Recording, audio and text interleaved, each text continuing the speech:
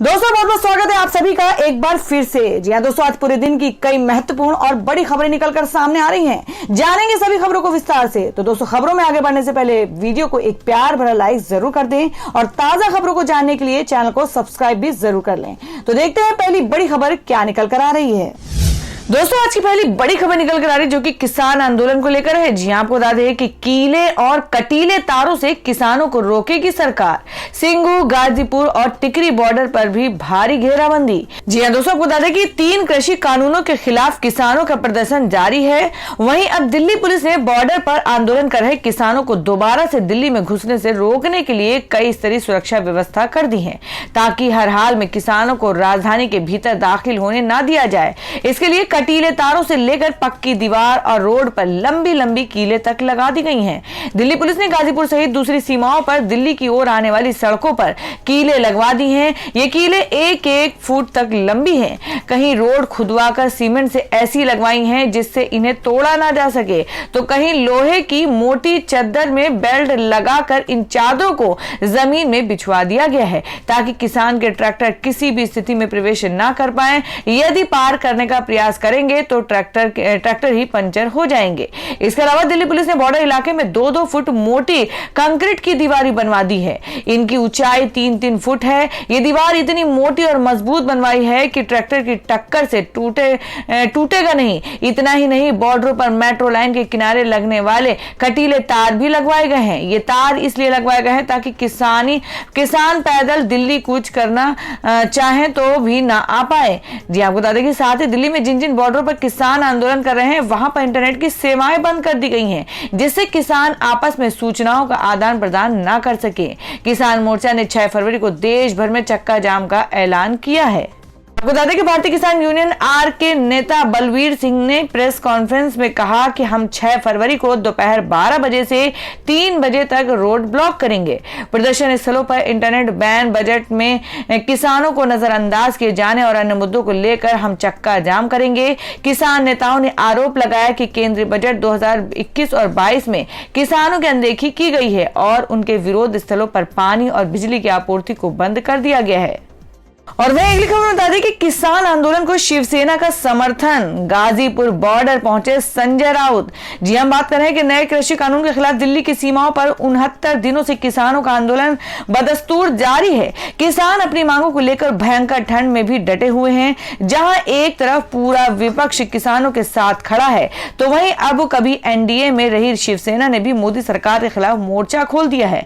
आपको बता दें कि कल शिवसेना के नेता और राज्यसभा सांसद संजय राउत गाजीपुर बॉर्डर पहुंचे, जहां उन्होंने भारतीय किसान यूनियन के नेता राकेश टिकैत से मुलाकात की। इस दौरान रावत के साथ शिवसेना सांसद अरविंद सावंत भी मौजूद थे। संजय राउत ने कहा कि महाराष्ट्र सरकार किसानों के आंदोलन का समर्थन करती है। बता दें कि इससे पहले खुद उन्होंने ट्वीट करके यहां पहुंचने की जानकारी साझा की। वहीं महाराष्ट्र सीएम उद्धव ठाकरे ने पहले ही किसानों के समर्थन का ऐलान कर दिया था। यह कोई पहला मौका नहीं है जब शिवसेना ने मोदी सरकार का विरोध किया। शिवसेना एनडीए से अलग होने के बाद से लगातार मोदी सरकार की नीतियों की आलोचना करती रहती है। इससे पहले संजय राउत ने मुंबई में एक प्रेस कॉन्फ्रेंस के दौरान कहा था कि मोदी सरकार को जिद पर नहीं अड़े रहना चाहिए। कुछ आदर्श ताकतें हैं जो चाहती हैं कि इस आंदोलन का समाधान ना हो। वहीं महाराष्ट्र के किसान आंदोलन पर उन्होंने कहा कि राज्य सरकार को सतर्क रहने की जरूरत है, क्योंकि अभी कोविड-19 का खतरा टला नहीं है। और दोस्तों, मैं अगली खबर बता दें कि किसानों के मुद्दे पर राज्यसभा में जोरदार हंगामा। स्पीकर ने बात नहीं मानी तो वॉकआउट कर गए कांग्रेस, टीएमसी और आरजेडी सांसद। जी हम बात कर रहे हैं कि राज्यसभा में मंगलवार को निर्धारित कामकाज स्थगित कर किसान आंदोलन के मुद्दे पर तत्काल चर्चा कराने की मांग आसन द्वारा स्वीकार नहीं किए जाने पर कांग्रेस, वाम, तृणमूल कांग्रेस, राजद, द्रमुक आदि दलों के सदस्य सदन से वॉकआउट कर गए। इन विपक्षी सदस्यों ने 3 नए कृषि कानूनों के विरोध में दिल्ली की सीमाओं पर 2 माह से अधिक समय से चल रहे किसानों के आंदोलन के मुद्दे पर चर्चा कराने की मांग की।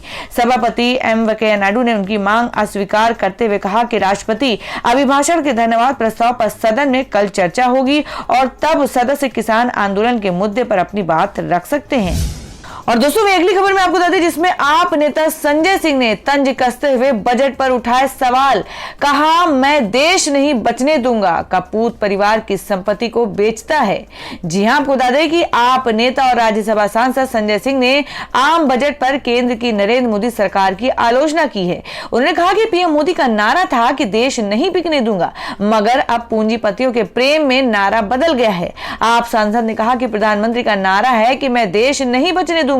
सिंह ने अपने ट्विटर अकाउंट पर एक वीडियो भी शेयर किया है। वीडियो में उन्होंने कहा कि पीएम मोदी ने एक बार कहा था कि ये देश नहीं बिकने दूंगा, मैं देश नहीं मिटने दूंगा, मगर बजट देखने के बाद 4 लाइन याद आती हैं। पीएम का नारा बदलकर हो गया है, ये देश नहीं बचने दूंगा, ये खेत खलियान नहीं बचने दूंगा, किसान नहीं बचने दूंगा, नौजवान नहीं बचने दूंगा, ये देश नहीं बचने दूंगा, ये देश नहीं बचने दूंगा, व्यापार नहीं बचने दूंगा, कर्मचारी नहीं बचने दूंगा, बैंक नहीं बचने दूंगा, LIC नहीं बचने दूंगा, ये देश नहीं बचने दूंगा, ये देश नहीं बचने दूंगा, ये सेल नहीं बचने दूंगा, ये रेल नहीं बचने दूंगा, BPCL नहीं बचने दूंगा, एयरपोर्ट नहीं बचने दूंगा, ये देश नहीं बचने दूंगा और ये देश नहीं बचने दूंगा।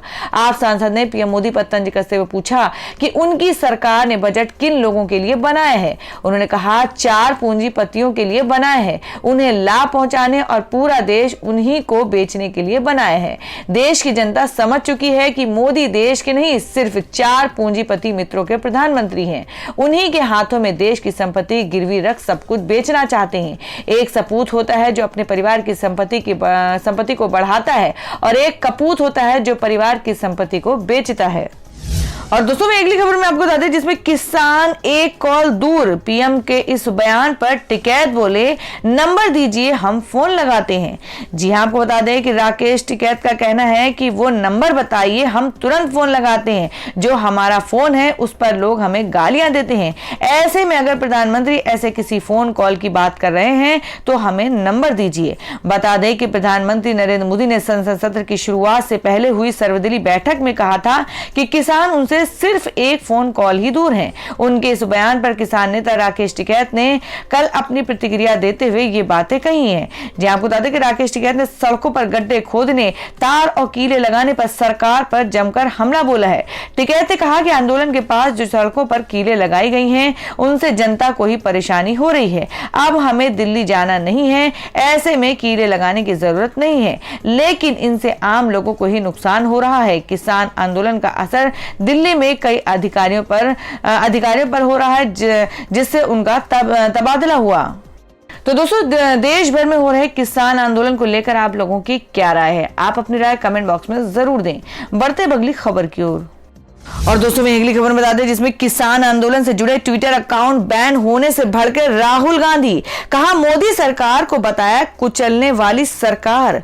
जी हां, आपको बता दें कि किसान आंदोलन से जुड़े 250 ट्विटर अकाउंट सस्पेंड किए जाने को लेकर कांग्रेस के पूर्व अध्यक्ष राहुल गांधी ने केंद्र सरकार पर निशाना साधा है। राहुल गांधी ने ट्विटर पर कहा कि यही मोदी शासन की रैली है, चुप कराओ, अलग करो और कुचल डालो। राहुल गांधी ने अपने ट्वीट में एक खबर का स्क्रीनशॉट भी शेयर किया है। जी आपको बता दें कि सोमवार को ट्विटर ने कई किसान संगठनों समेत 250 अकाउंट को बैन कर दिया था।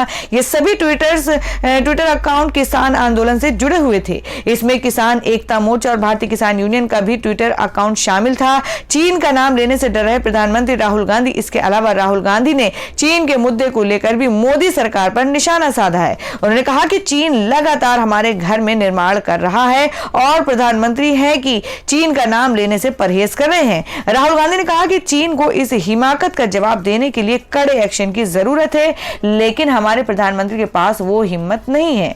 तो दोस्तों खबरों में आगे बढ़ने से पहले जान लेते हैं आज के माइंड के उसके सवाल को। आज का सवाल है आपको बताना है कि लाल किला का निर्माण किस मुगल शासक ने करवाया था। इसका जवाब आपको वीडियो के नीचे कमेंट बॉक्स में देना है और सही जवाब देने वाले को रैंडमली सिलेक्ट किया जाएगा और वो जीत सकते हैं बम्पर पुरस्कार। तो बढ़ते हैं अगली खबर की ओर। और दोस्तों में अगली खबर में आपको बता दें कि कांग्रेस नेता भूरिया बोले, कहा बीजेपी वाले दिन में राम मंदिर के नाम पर चंदा लेकर शाम को पीते हैं दारू।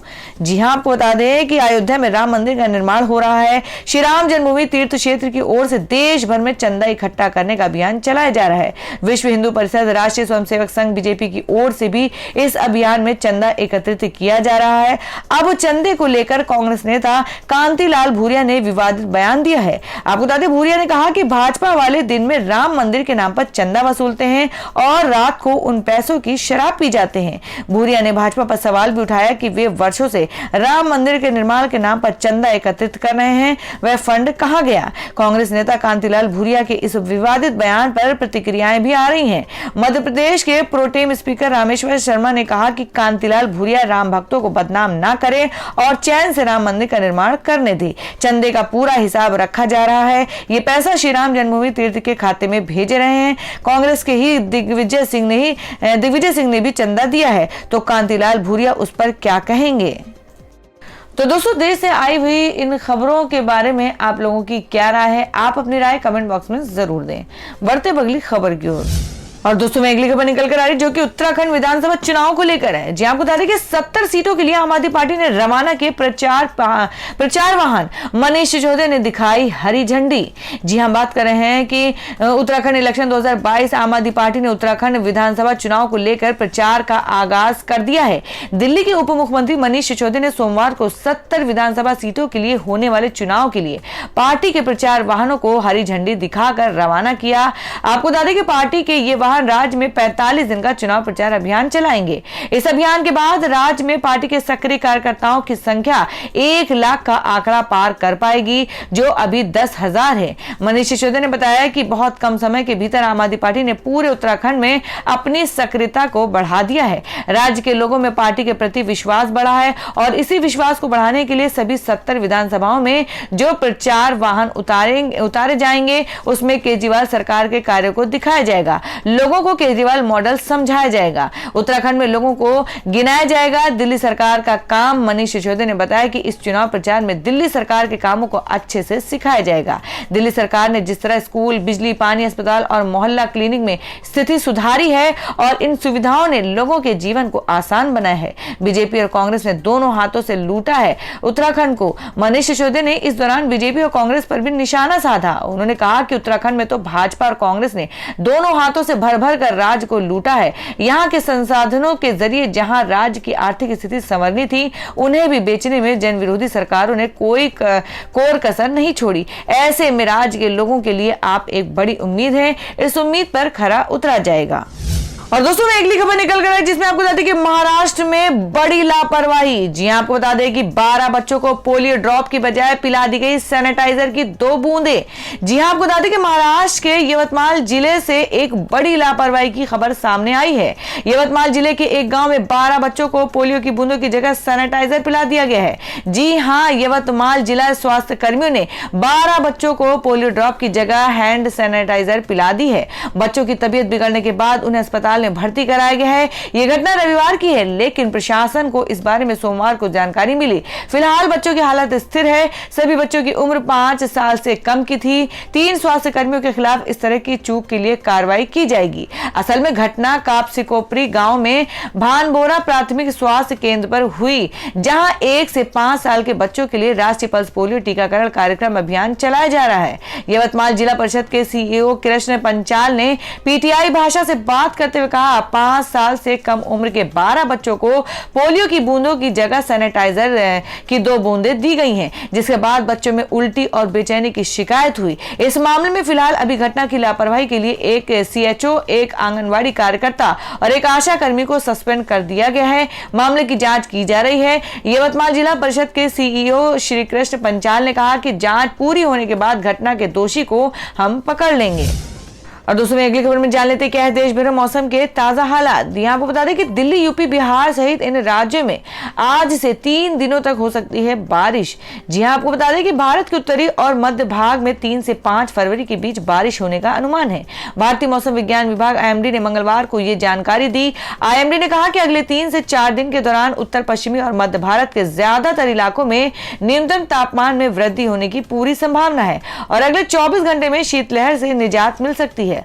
आईएमडी के राष्ट्रीय मौसम पूर्वानुमान केंद्र के अनुसार पश्चिमी विक्षोभ के कारण अफगानिस्तान के ऊपर चक्रवात की स्थिति बन सकती है। मध्य पाकिस्तान और पश्चिमी राजस्थान के ऊपर भी चक्रवात की स्थिति है। इन बदलाव के कारण उत्तर पश्चिमी हिमालय क्षेत्र के ऊपर का मौसम 2 फरवरी की रात से प्रभावित हो सकता है। आईएमडी ने कहा कि 3 से 5 फरवरी के दौरान उत्तरी पश्चिमी मैदानी इलाकों और मध्य भारत के ऊपर दक्षिण पश्चिमी हवाओं, पश्चिमी विक्षोभ और दक्षिण पूर्वी हवाओं के मिलने की संभावना है। इस परिवर्तन के कारण 2 फरवरी की रात से 5 फरवरी तक पश्चिमी हिमालय क्षेत्र में बारिश, बर्फबारी, बिजली कड़कने और ओले गिरने की प्रबल आशंका है।